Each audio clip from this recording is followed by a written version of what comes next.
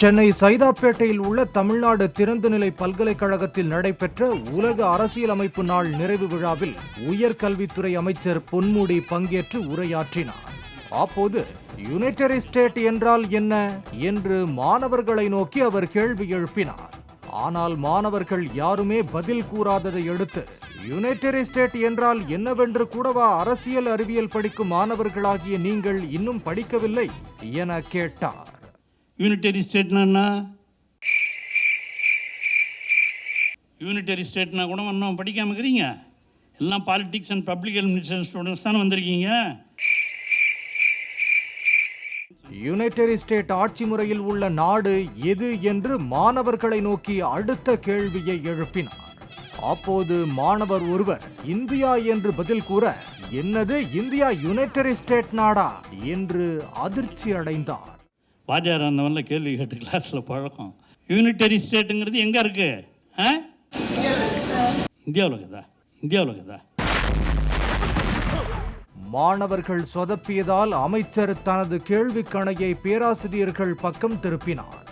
மேடையில் அமர்ந்திருந்த தமிழ்நாடு திறந்தநிலை பல்கலைக்கழக துணைவேந்தர் மற்றும் அரசியல் அறிவியல் பேராசிரியரை நோக்கி அதே கேள்வியை கேட்டார். அரசியல் அறிவியல் பேராசிரியர் புதுச்சேரி என்று பதிலளித்ததால் அமைச்சர் தனது பொறுமையை இழந்தார். சரி, வாத்தியாருங்களா அது யாருன்னா சொல்லுங்க. யூனிட்டரி ஸ்டேட்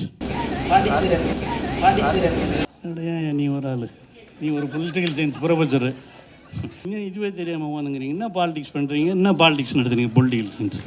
ஐயோ, பாண்டிச்சேரிக்கு தான். அது இந்தியாவுக்குள்ளே இருக்கிற யூனியன் ஸ்டேட்ஸ், அது நாட் யூனிட்டரி ஸ்டேட்ஸ். எல்லாம் அதான் வாத்தியார்களுக்கு முதல்ல ட்ரைனிங் கொடுக்கணும், அப்போ தான் மாணவர்கள் படிப்பாங்க. முனைவர் பட்டம் பெற்ற முன்னாள் பேராசிரியரான அமைச்சர் பொன்முடி தனது கேள்விக்கு விளக்கம் அளித்தார். யூனிட்டரி ஸ்டேட்னா ஒரே மத்திய அரசாங்கம், அதன் கீழே இந்த மாதிரி மாநிலங்கள்லாம் இருக்காது. ஒன்லி சென்ட்ரல் கவர்மெண்ட், மத்திய அரசாங்கம் மட்டும் இருக்கு. அதுக்கு உதாரணம் இங்கிலாந்து, பிரிட்டன். அதே மாதிரி ஃபெடரல் ஸ்டேட், கூட்டாட்சி. இந்த கூட்டாட்சின்னு சொன்னோம்னா அதுக்கு உதாரணம் அப்போ இருந்ததில் அமெரிக்கா தான். கூட்டாட்சின்னா என்ன?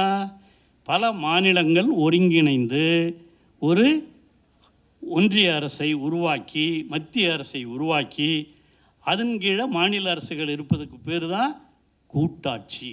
விழா மேடையை வகுப்பறையாக மாற்றி பாடம் எடுத்த அமைச்சர் தமிழகம் முழுவதும் சென்று இதுபோன்ற கேள்வி கேட்டால் மாநிலத்தின் உயர் கல்வியின் தரம் இன்னும் பல மடங்கு உயரும் என்று அங்கிருந்தவர்கள் கருத்து தெரிவித்தனர்.